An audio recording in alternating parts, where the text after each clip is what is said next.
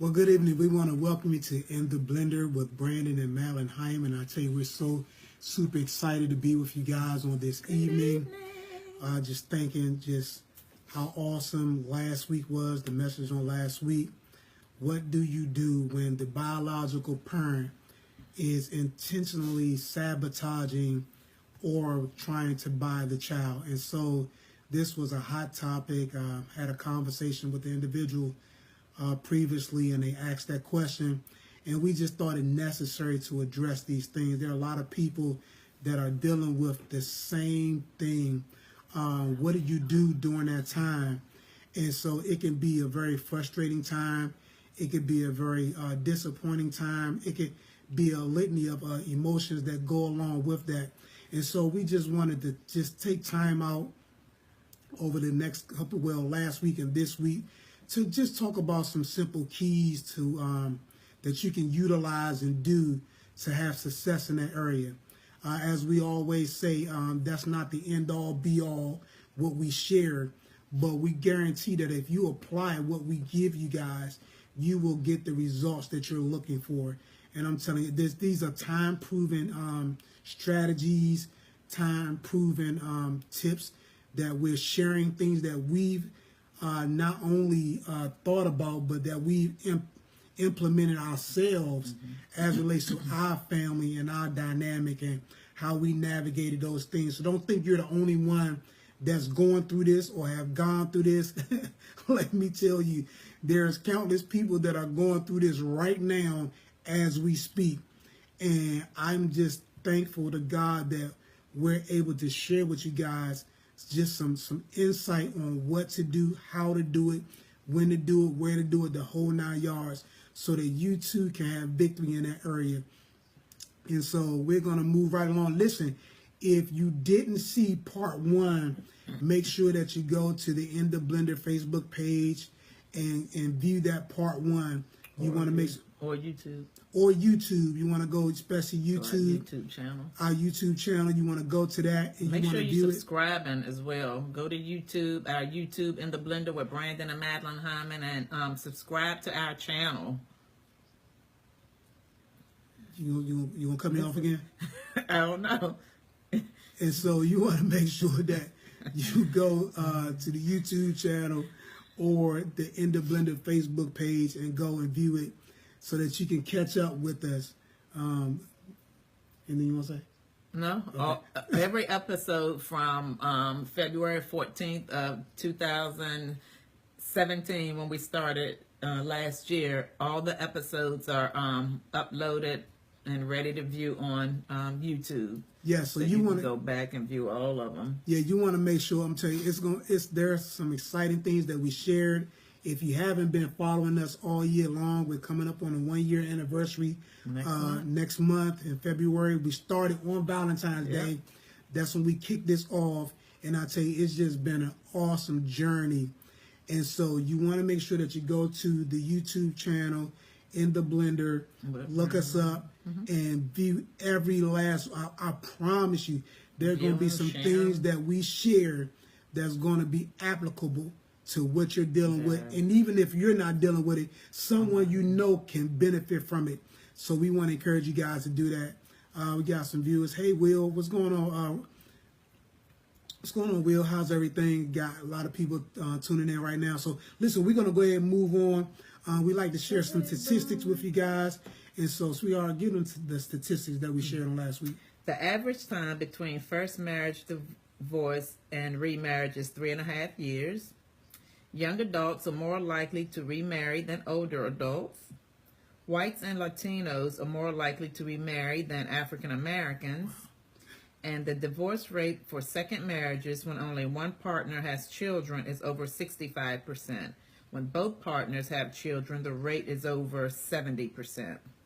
And so, again, every week we want to give you guys some statistics. And let me say this, those statistics are just a point of reference. There's some things that you need to know as it relates to your dynamic and what you're dealing with, and understand that you're not in it by yourself. You're not alone. You're not the only one. There's countless number of people that are in the same situation, but our ultimate goal is to, a lot of these statistics is to turn the table on them. Mm-hmm. We want to turn the table on a lot of these statistics, because there are some statistics that we shared that can be heartbreaking, that can just be downright disappointing. And so we're sharing this so that you can look at where you are as relates to the blended family dynamic, and what changes you need to make or improvements you need to make, or what you just need to keep doing in order to circumvent those statistics and get out of this everything that God intended for you to get out of it. Exactly, because just because those are the statistics doesn't mean you have to be a part of that statistic. Exactly, because it's the ultimate goal. All of us are going to be a part of a statistic, but you don't have to be a part of those statistics. It sounds like such a hard word to say, right? Such a tongue twister. And so we're going to go right on a brief recap, and then we're going to go right into this week's episode. Okay. So we started last week with, if at all possible, keep the lines of communication open with all parties. Mm-hmm. Set ground rules as it relates to how all parents are going to interact with and through the child or children. Yes. Understand that your response is your responsibility. Consistently let the children or the child know how much you love and support them concerning their relationship with their biological parent. Know that you have a specific role to play and do it regardless of the apparent outcome.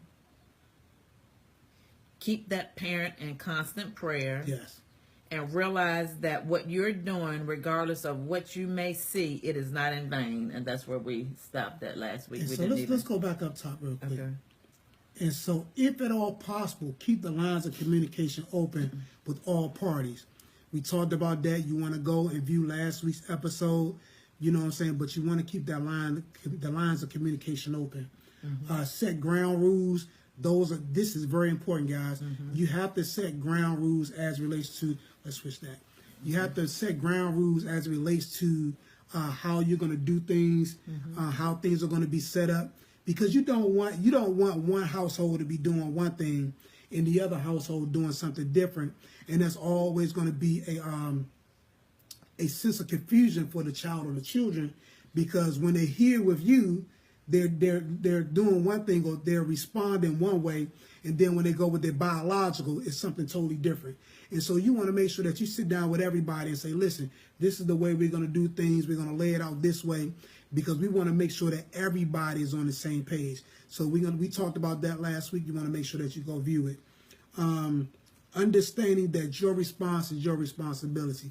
One of the most powerful sayings that I've ever heard is that my response is my responsibility. Mm-hmm. Regardless of what goes on, regardless of what you like or dislike or don't like or whatever, your response is still your responsibility, regardless of what that parent does, right, or is trying to do, or think they're trying to accomplish. Your response still remains your responsibility, because at the end of the day, your response could be the tool that's used to get your desired result. And if you feed into that negativity, or you feed into whatever game they may or may not be playing, then what you ultimately can be doing is you can be hindering your outcome, or you could be hindering the success of what you're trying to get about from that, because now you're going along with that game. And so it's just very important. Like I said, I mean, my wife was awesome as related to that. Even when we first got together, I've never seen her negative towards the girl's father. And I mean, it just was a stance and a position that she took, because she wasn't going to play the back and forth game. Not that he was playing it, but she wanted to make sure that she wasn't playing it. Mm-hmm. And so it's important, because sometimes you can think that a parent is doing something, and then you ultimately start doing something to think you are circumventing or going against what they're doing, but you're the one actually getting things wired up and started. And so you want to make sure that you take the flat position of just making your response your responsibility. Yeah, and it puts that accountability back on yourself. Exactly. It don't allow you to throw that, that accountability on someone else. when you take on that response as your responsibility, you put all the accountability back on yourself. So you're going to watch what you say, how you say it. No, exactly. Because even though I have a great relationship with the girl's father, their dad. I presented myself to them like I was the dad, not to take his position, not to move him out of the way, but I wanted to make sure that I kept an outstanding rapport and relationship with them, so that whatever we were dealing with, they knew that I wasn't going to play any games. I wasn't going to try to belittle him or try to come up against for any of that. I just want to present to them something that they could be proud of and say that this man was honorable regardless of whatever went on. Right. And so you want to make sure that you know your response is your responsibility.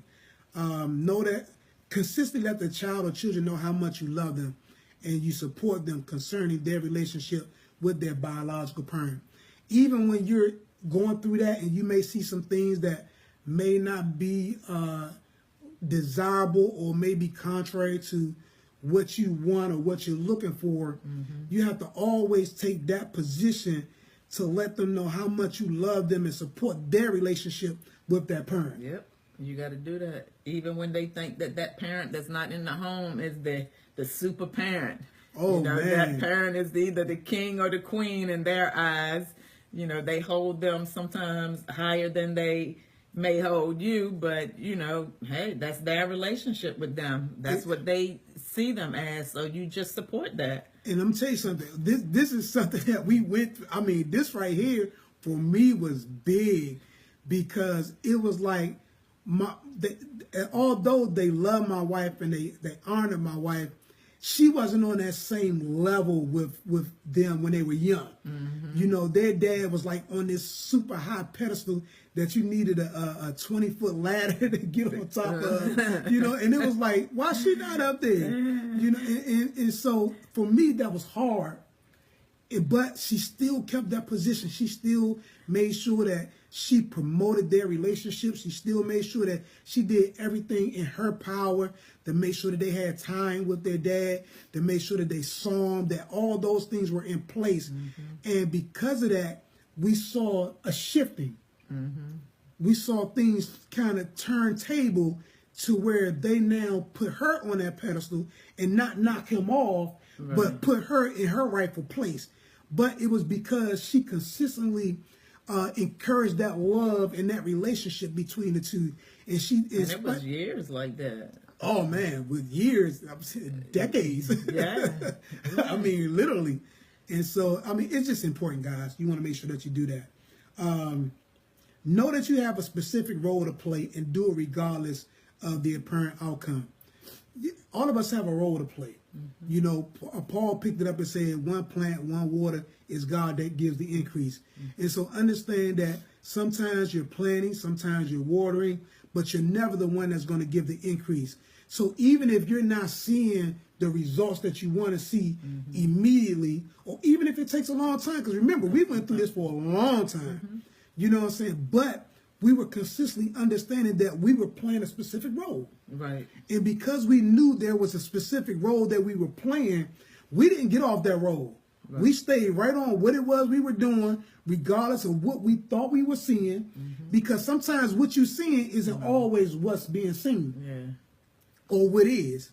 And so that's why they say perception is reality, because your perception sometimes becomes your reality. And that doesn't necessarily make your perception real or true. It just makes it something that you're seeing. Right. And so we just stayed on this road. We stayed consistently what we were doing. We kept on pushing. We kept on fighting. We kept on just promoting that relationship and that love. And I'm going to tell you something. Things just fell in place the way we wanted it to fall in place. And so know that you have a specific role to play, regardless of what it looks like. Keep that parent in prayer. We talked about that. It's kind of hard, man, to beef with somebody that you're praying for. It's kind of hard. Although you may want to do whatever, it's just hard. Yeah, because you're praying for them. And you know that you have to keep your heart right. And you have to keep your position right and your posture right because you don't want your prayers hindered. Right. And you don't want to give fuel to the adversary to come in and make things even worse than what they may already be. Right. And so you want to make sure you're consistently keeping that that's your child's parent. Exactly. You know, so you shouldn't want bad things, you know, for them or have, you know what I mean? It's like you want them to, even as, you know, difficult they may be at times, it's like you just don't, you know, want bad They can't things. fall off a cliff. Right, right. You want to run into a Mack truck, you know, get hit let them by die. a train. You know, you can't be wishing all that bad stuff on them. Listen, that's the parent of your child. Yeah. And so regardless of what they're doing, you always pray the best. Yeah. I mean, we've heard it. I mean, it's like, let that joker croak. You know, no, they can't croak. You know what that's going to do to that child? Right. You know the disappointment and the heartache that's going to bring that child. You can't wish ill will on that person because of their behaviors and because of the things that they're doing. You know, I just all the time, man, I would pray a successful life for my son's mother. Regardless of what it was that she may do or what it was she may try to attempt to accomplish, I would still pray the best. Why? Because that's his mother. Yep. And I knew the devastation that he would go or that he would experience if something was to happen. And so because I loved him, I love him because I never wanted to see him hurt. Mm-hmm. I never wanted to wish anything that would bring hurt upon him. Right. And so you just got to keep those things in mind. This big boy stuff, this big boy draws. You know, this way you got to mature and grow up. And so we just want to put that out there. Realize that what you're doing, regardless of what it may seem, is not in vain. It's not in vain. Right. You know, and I know we kind of touched a little bit about that, but understand something. It's not in vain. Regardless of how long it takes, regardless of the heartache that they may experience, regardless of the confusion that they may have, what you're doing is not in vain. Right. And that's what's so important. Because we can't control what other people do. Right. And sometimes that's the frustrating part about this because you want to control what everybody do. Well, I can't control what he does. I can't control what she does. I can only control what I do. That's why we talked about your response being your responsibility. See, when you understand that, then you know what you're doing is not in vain. It's not in vain. Right. It's almost like this weight loss process that I've been on. Those new glasses? No, they're not new glasses. Oh. Stay focused. All right, go ahead. And so it's like this process that I've been on. And so there were times in this process where it didn't look like I was losing weight. Mm-hmm. And it didn't feel like I was losing weight. And sometimes I was losing a lot of weight, but my perception about who I was looking at was still the same. And so I had to learn how to change how I view things. Mm-hmm. Because when anybody that ever been overweight and you lose a ton listen, I lost 128 pounds. So when you lose a lot of weight, you sometimes still see yourself as that big boy or that big girl. Regardless of how small your waist is, regardless of the pants you're wearing now, regardless of I'm wearing a medium. I haven't worn a medium shirt. They call it medium. Mm-hmm. I haven't worn a medium shirt since 1981. This is now 2018. Mm-hmm. So that tells you guys it's been a long time. But sometimes I still got to find myself changing what I'm seeing and correcting what it is that I see. Because sometimes when I look at myself, I'm looking a lot bigger than what I really am. Even on today, I looked at this sweater. I said, man, this sweater getting a little big. Just the other day when I put it on, I was like, man, this sweater fitting just right. And so I had to make sure I'm working on my perception as it is to what I think I'm seeing. And so we just want to put that out there for you guys. Keep your heart pure. Don't allow what you are experiencing to force your mouth to speak against what it is you're believing. Read that for me one more time, sweetheart. Sure. Keep your heart pure. Don't allow what you're experiencing to force your mouth to speak against what you are believing. Listen, this is big right here. Yeah, you got that one. Because it's going to be some times, man, where deep down in you, you want to say some stuff. Deep down in you, you want to do some things. But when you know what it is you're working on, and you know what it is you want, man, you got to hold your tongue. And let me tell you something. Good with that. You better cool believe it, because I want a lot. And I'm mouthy. I've always been mouthy. I got that from my mom, and she mouthy. And so I had to learn how to work that thing. You know what I mean? And so it was times where I would be upset about stuff that I had to draw it in, because what I wanted ultimately was a lot bigger and a lot greater than what it was I was dealing with. And you have to understand that you can't allow what you're going through to force your mouth. See, the Bible says it like this: out of the abundance of the heart, the mouth speaks. So when I realized what was really in my heart, and even though I may have been frustrated, even though I may have been angry or upset, that really wasn't what was abundantly in my heart. And so I had to really, at that particular time, I had to take an introspection of myself. And I had to look at myself and make sure that what I was about to say was really in my heart. You know how some people say, count it to my head and not to my heart? No, baby, count it to your heart. That's why you got to make sure that you think with your head to make sure that what's in your heart is what's about to come out of your mouth. And if it's not correct, then you got to make sure that you correct it before you allow it to come out. Right. Because if you don't correct it, then you're going to get the benefit of the fruit of it. Yep. That's why he said you'll eat the fruit thereof. You'll eat the fruit of what it is you're speaking, because you're not judging your heart. And so I had to make sure that I was judging my heart as related to those things. So you want to keep your heart pure, man. You want to make sure that that thing is right concerning that person, concerning what's going on, regardless of how frustrating it is, regardless of how disappointing it may be. You want to make sure that you keep your heart right, because you know what it is you ultimately want. Yeah, because when people get upset, or we as people in the past have got upset, you say things, you just blurt out stuff. Because you want to be spiteful, you want to hurt somebody. You know, not understanding that you really hurt yourself. Right. When you say that, because at that particular time, you're speaking with intensity. You're speaking with emotion. You're speaking with feeling.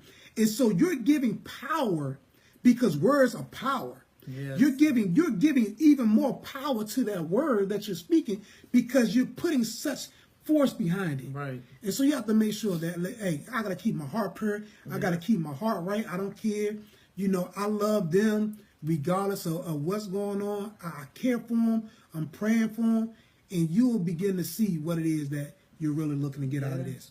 I like that one. Don't speak against what you believe in. Exactly. You don't want to speak against it. What's the next one? Everything in life can be a teaching tool. Seek the wisdom of God on how to use each event as a way to teach the child or the children what's happening and how they can understand, grow, mature, and benefit from it. Everything in life can be a teaching tool. Let me tell you, even during this time, that could be a teaching tool. A teaching tool. I think I got it right now. That can be a teaching tool. And so you want to make sure that you're seeking the wisdom of God on how to make this a teaching tool. Not a teaching tool to make them dislike the parent. Not a teaching tool to make them dishonor the parent. But a teaching tool to show them how to navigate sticky situations.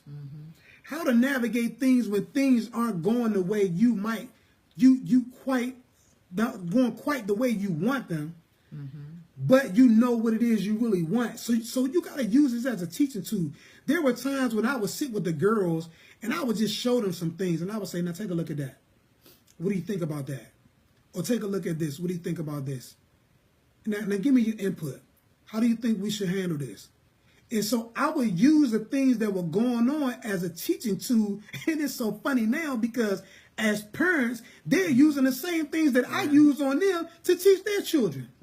But if I would have been negative, if I would allow what was going on to rule me and to direct me as related to how I was going to respond, then I wouldn't be able to assist them as parents today.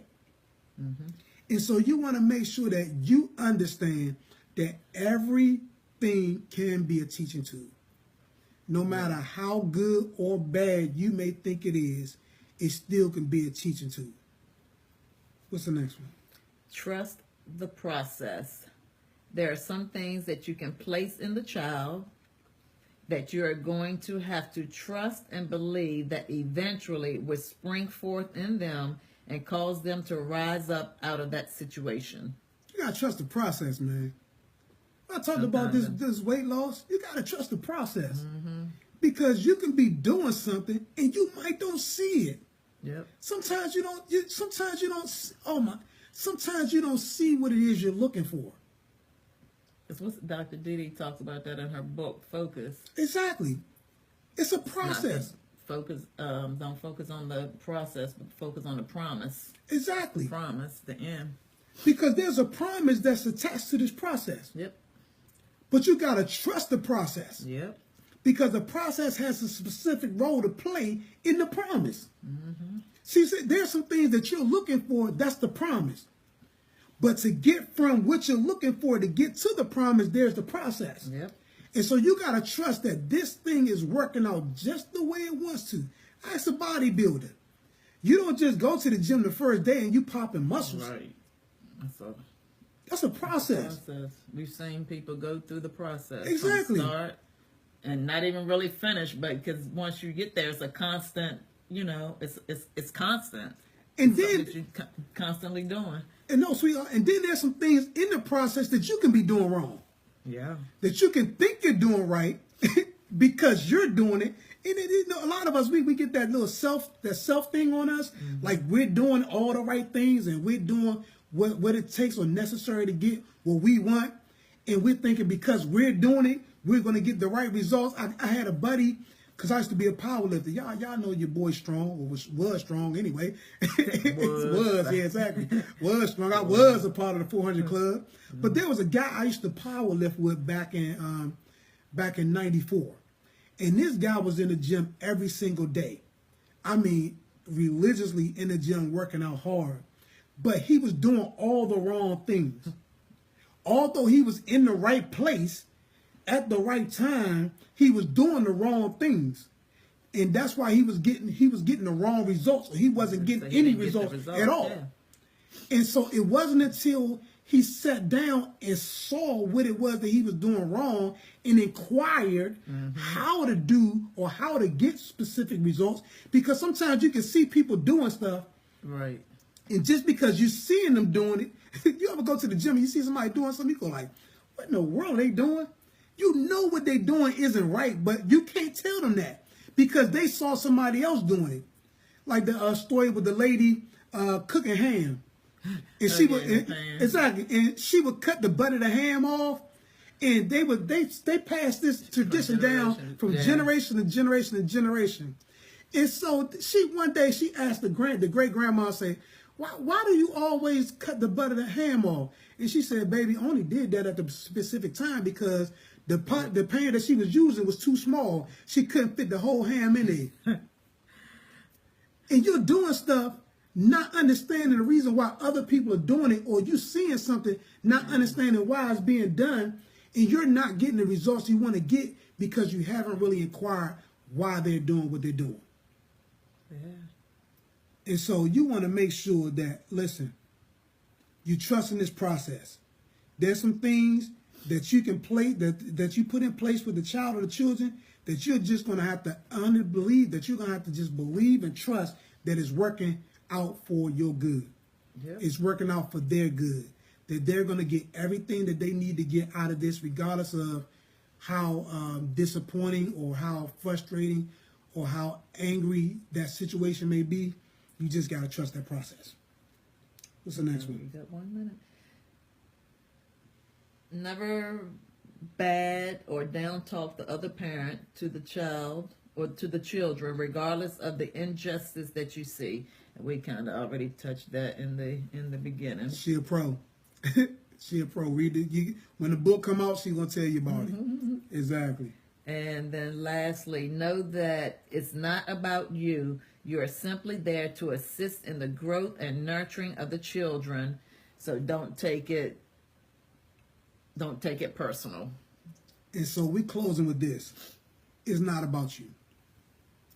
I know you're the one that's there. I know you're the one that's making sure that all of these things are in place, but just know it's not about you. Sometimes we can make this thing so much about us and we can forget about the child. Yeah. Even though we know or we believe that we have their best interest at heart and that we're really there to see them through, we'll make it about us and we'll miss out on what it is that we're ultimately there for. So understand that it's not about you. You're simply there to assist. You know, I was placed in this position to assist my wife in raising 3 wonderful, beautiful, attractive, smart, intelligent, vibrant, successful women. She was put in this position to help me raise and nurture a smart, intelligent, bright, successful young man. Mm-hmm. And so when we understood that regardless of what we went through, regardless of what we faced, we kept that at the forefront of everything that we did, and we ultimately got the desired results that we're wanting. And let me say that we're still seeking better. We're still seeking the best out of their lives. Right. We're still playing this same role, even though all of them are grown. We got, 30? 37, 34, 31. And a 22-year-old. Even though they're all grown, we're still... 37. Exactly, yeah. 34 and 31. And 22. And 22. And so even though they're grown... Man, you know... All right, go ahead. It's like, I get caught, I get distracted when we start talking about good looks now. Please. So we just want to encourage you guys to make sure that, you understand that it's not about you. You're simply there to assist in this growth and the nurturing of the child or the children. So don't take it personal. Our final thought is what, sweetheart? Always remember that every family is different and may have different challenges. So every blended family challenge should be addressed individually depending upon the challenge. The personalities are different, so you want to use measures that work for you. One of the main things you should always do is keep the lines of communication open in the blended family. Parents should always show unity in front of the children, even if they don't secretly agree with each other. Showing that you are unified diffuses the enemy's attacks in the blended family. Lastly, you want to always demonstrate patience. Having patience to work through the difficult challenges in the blended family will bring about a happy blended family. Remember, you are a blended family because you chose to. Now choose to be successful. We love you guys. Thank you for tuning in to In the Blender with Brandon and Madeline Hyman. Y'all. It's been an awesome pleasure to spend this time with you guys. Listen, you want to make sure that you view and share, view and share, view and share. There are countless people across this globe that need to hear this message. We love you, and until next week. And don't forget, if you have any questions or comments and want to email us, you can email us at weareablendedfamily@gmail.com. Where? weareablendedfamily@gmail.com. Yes. So until next week, same bad time, same bad station. We love you. Bye, guys.